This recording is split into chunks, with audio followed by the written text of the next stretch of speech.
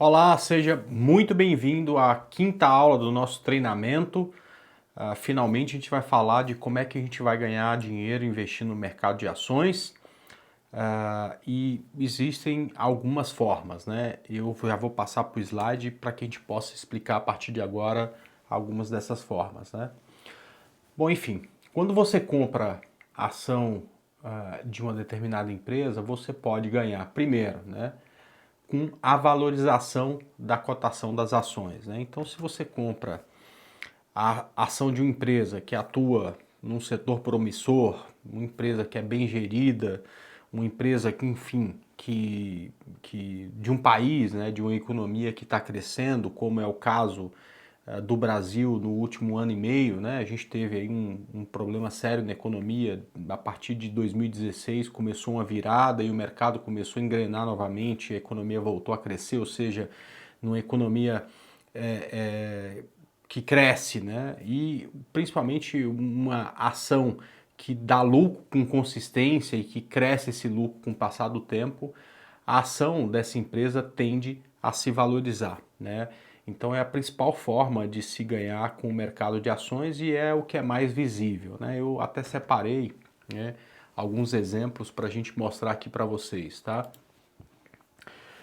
Como eu falei, né, a gente teve entre 2014 e 2016 uma queda forte de mercado, até tirando o zoom aqui, né? Então a gente saiu de um Ibovespa de 61 mil pontos para uma queda aí de 37% até o início de 2016, mas principalmente a partir do momento que a economia começou a se equilibrar, né, e que começou a crescer novamente, a gente teve uma alta de janeiro de 2016 até agora, né, que a gente está em novembro de 2018, ou seja, em 2 anos e 10 meses, a gente teve uma alta no Ibovespa de 124%. Né? O Ibovespa é composto por uma cesta de ações, né? Então, nessa cesta de ações, tiveram ações que subiram mais, tiveram ações que subiram um pouco menos e até ações que caíram.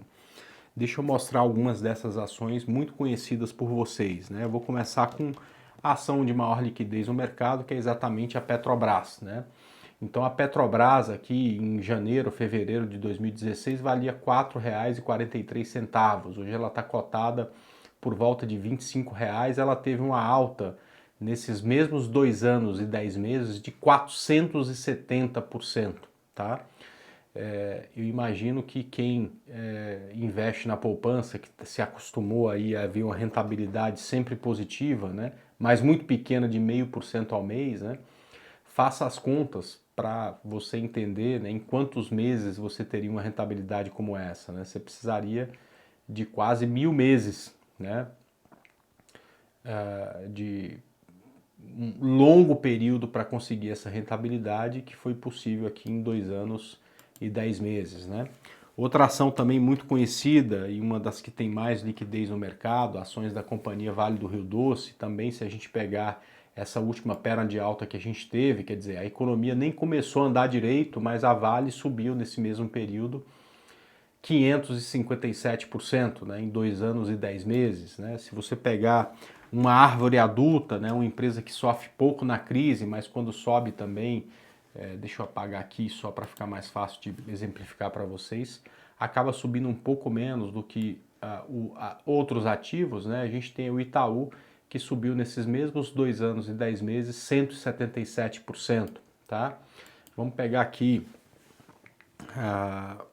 um outro exemplo, né, de como e para mostrar como é importante, né, você ah, estudar, né, e sempre estar comprado em ações de boas empresas, né. Se a gente pega o caso de Cielo, que é uma empresa que atua num setor que tem uma concorrência gigantesca hoje em dia, né, que é o setor aí que principalmente, né, de maquininhas de cartão de crédito. Hoje, antes a gente tinha dois players no mercado, era a Cielo e a Redcar, né? Hoje você tem, sei lá, mais de 2 dezenas de novos players crescendo e criando uma concorrência muito grande para a Cirela. Então, nesse mesmo momento em que Bovespa sobe cento e tantos por cento, né, você tem aí a Cielo caindo 57% a partir do início do ano, né, a partir do início de 2018, né, então a gente tem 10 meses e meio uma queda acentuada do papel, tá? Então esse é um caso exatamente que a gente nunca quer ver, por isso que a gente tem que estudar e saber fazer uma análise de uma ação. Isso vai ser tema de assuntos lá na frente no nosso curso. Para quem investe no longo prazo, você vai escolher um tipo de análise. Para quem é focado no curto prazo, outro tipo de análise, né? Mas enfim, é importante que você entenda muito bem aquele setor que você está, se tem mais ou menos concorrência, a empresa que você atua, se é uma empresa boa ou não. E só lembrando, pessoal, eu devia ter falado isso no início, mas vou falar agora, né? Isso aqui nada mais é do que um gráfico de dois eixos. No eixo Y a gente tem a variação do preço e no eixo X o tempo, né? Então a gente estuda aqui, olhando isso, a variação do preço com o passar do tempo, tá? Então, enfim, como eu falei já para vocês, a partir do início de 2016, um bom desenvolvimento do mercado, a grande maioria das ações performaram muito bem nos últimos 2 anos, tá? Então, essa é a forma mais representativa, né, e mais fácil, mais palpável, né, de se ganhar dinheiro com o mercado de ações e através da valorização das cotações das ações que você tem em carteira, tá? Depois você tem pagamento de dividendos pela empresa, e o dividendo é como se fosse um aluguel pago, no caso de um apartamento, né, todo mês, mas com períodos maiores, definidos pela empresa. Enfim, daqui a pouco a gente vai entrar em mais detalhes sobre o que é esse dividendo. E o terceiro é o pagamento de juros sobre capital próprio da empresa. Também mais à frente a gente vai falar um pouco sobre o que é esse pagamento de juros sobre capital próprio da empresa, tá? Deixa eu começar falando sobre pagamento de dividendo, tá? O dividendo é a parte do acionista no lucro de uma empresa, né? Então é normal, se você tem lá uma padaria, essa padaria dá lucro, né? Você, que é o dono, recebe ao final de um período, que pode ser de um mês ou de 3 meses, parte desses lucros, né? Então você tem qualquer empresa, ela deu lucro, esse lucro vai ser dividido entre os sócios. E no mercado acionário a gente chama isso de dividendo, tá? Então é uma parte do lucro auferido pela empresa em um determinado período, que é pago aos acionistas em forma de dividendos, e que é bom porque não tem imposto de renda sobre esse dividendo, pelo menos por enquanto, tá? E é claro, né, você não pode distribuir todo o lucro para os sócios, né? Parte do lucro servirá para o crescimento da empresa. Cada empresa define uma porcentagem do lucro que será distribuído em forma de dividendos, mas por lei, tá? A porcentagem mínima de distribuição desse dividendo é de 25% do lucro, tá? Então, se você teve um lucro de 100 ao final de um período, você tem que distribuir pelo menos 25 aos sócios, tá? Os outros 75 você pode utilizar para o crescimento da empresa. Porém, cada empresa pode definir uma porcentagem maior para ser distribuído entre os sócios, é claro, dependendo muito se essa empresa precisa investir ou não, né? Então, empresa que trabalha com captação de energia elétrica, né? Essa empresa provavelmente não vai fazer grandes investimentos nos próximos anos, né? Bancos consolidados aqui no Brasil, né?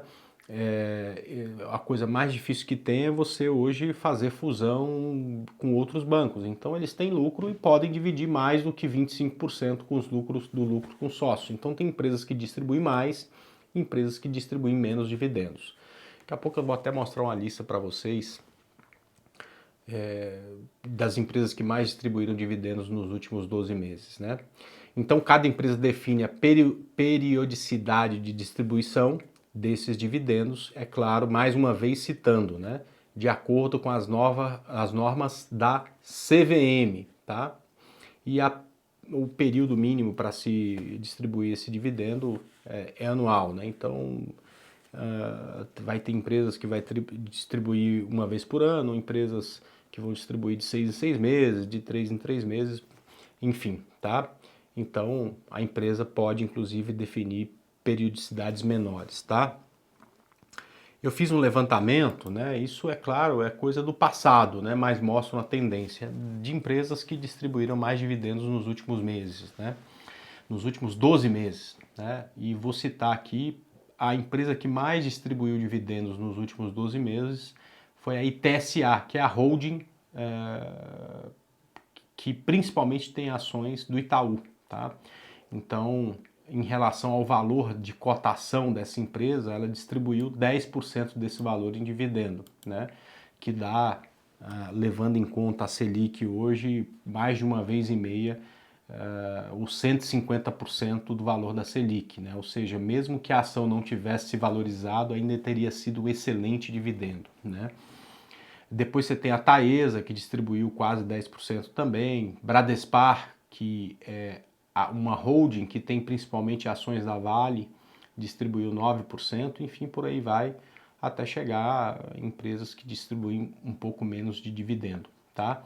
Quem investe no longo prazo precisa ficar muito atento a isso, né? Porque você faz um investimento e vai recebendo de tempos em tempos uma parte desse valor investido em conta corrente através do pagamento desses dividendos, perfeito? Bom, depois a gente tem o juro sobre o capital próprio da empresa, tá? Que é uma das formas de uma empresa distribuir esse lucro entre os seus acionistas. Isso é taxado com imposto de renda, o dividendo é isento de imposto de renda, tá? A distribuição de juros sobre o capital próprio acaba sendo uma vantagem para a empresa e, de certa forma, também para o acionista. Tá? Então, esse pagamento é tratado como despesa no resultado da empresa, precisando que o investidor pague imposto de renda retido em fonte sobre o capital recebido, o que não ocorre para o caso dos dividendos, como eu já falei. Tá?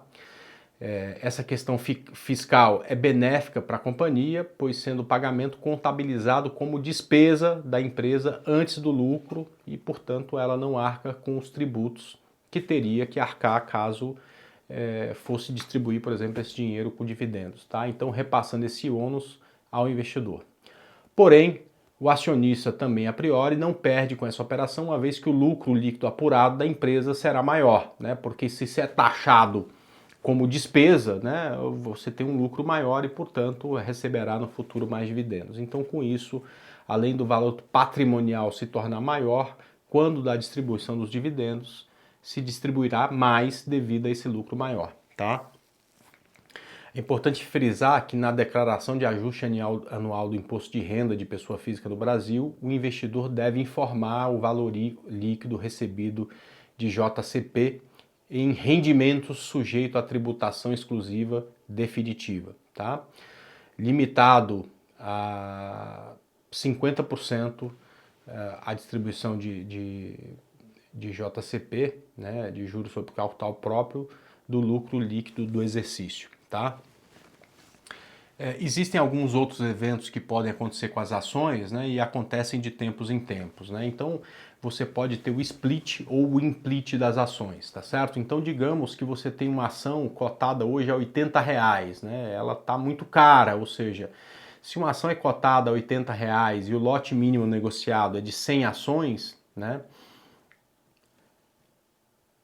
Você teria que ter, para comprar esse lote mínimo, R$ 8.000. Isso acaba afastando uma parcela grande dos investidores que não tem um capital tão grande mês a mês para fazer investimento. Então, para que você aumente a liquidez, você transforma uma ação, né, que cotada a R$ 80 em 4. Né? Então, uma ação vira 4. E é claro, não tem nenhum milagre, né, para acontecer. Ao invés dela estar cotada a 80, ela passa a estar cotada em 20, tá? Então, você dorme com uma ação, por exemplo, cotada a 80, acorda com 4, cotada a 20, né? Ou para ficar mais fácil, já que o lote mínimo é de 100, você tem 100 ações que hoje está cotada a 80, no dia do split, você vai passar a ter 400 ações cotadas a R$ 20, tá? E pode até acontecer o contrário, né? Quando a ação principalmente cai muito de preço e chega perto de R$ 1, né? A Bovespa acaba criando uma série de restrições, né? Então você pode ter o implit, que é juntar ações, né? Então digamos que você tem uma ação lá que vale R$ 10 e no dia seguinte você tem um implit de 1:5, ou seja, cada 5 ações, né, que você dormiu comprado acaba virando uma, né? Então você dormiu com 5, acordou com uma, mas só que a ação que valia 10 acorda 50, tá? Então, só para ficar mais fácil da gente fazer conta, né? Você tinha 500 ações de uma empresa cotado a R$10, né? E aí você teve um split de 5-1, você acorda no dia seguinte com 100 ações dessa empresa cotada a R$50, tá? E é claro, né, em nenhum dos casos haverá um milagre, perda ou ganho para o acionista, né? Um milagre ou uma tragédia, né? No caso do split, né? O cara dorme comprado com a ação a R$80 e no outro dia ele vai ver a cotação, ela tá a 20. Ele quer morrer do coração porque acha que a ação caiu 75%, né? Na verdade não é isso, né? Uma vez que o valor absoluto total de seus papéis continuará o mesmo, tá? Vamos lá, outros direitos dos acionistas, eu vou falar da bonificação, que é uma distribuição gratuita de novas ações aos acionistas de uma empresa. E claro, né, o recebimento é proporcional ao número de ações que cada acionista possui e a bonificação é proveniente do aumento de capital social de uma empresa, tá? Então, de tempos em tempos podem ocorrer essas bonificações. Além disso, você tem, sendo acionista de uma empresa, né, o direito de subscrever, o direito de preferência de subscrever novas ações, ou seja, adquirir novas ações ou ativos conversíveis em ações de uma companhia, em decorrência da proporção das ações que possui quando há aumento de capital social dessa empresa, tá? Isso é interessante porque pode ser que nesse direito você tenha algum desconto. Então pode ser que você tenha uma ação cotada a mercado por exemplo, R$50 e você ganha o direito de se subscrever novas ações, por exemplo, a 45, tá? Então, neste caso, você pode aceitar a subscrição e adquirir essas novas ações, vender esse direito de subscrição para outro investidor ou abrir mão da preferência caso não te interessar e não adquirir essas novas ações, perfeito? Então a gente ganha dinheiro no mercado com essas formas aí que eu mostrei, principalmente com a valorização do ativo que você comprou, com a distribuição de dividendos, com a distribuição de juros sobre capital próprio, né, que acaba trazendo, né, tudo isso, né, um bolo que no longo prazo tende, claro, correndo mais risco, a te dar um resultado muito melhor do que você teria em investimentos mais tradicionais, como por exemplo, investimentos em renda fixa, tá? A gente já falou várias vezes sobre CVM, Bovespa, corretoras e daqui para frente, né, na nossa próxima aula, a gente vai começar a falar um pouco mais sobre cada uma dessas entidades, fechado? Então um abraço e até a nossa próxima aula.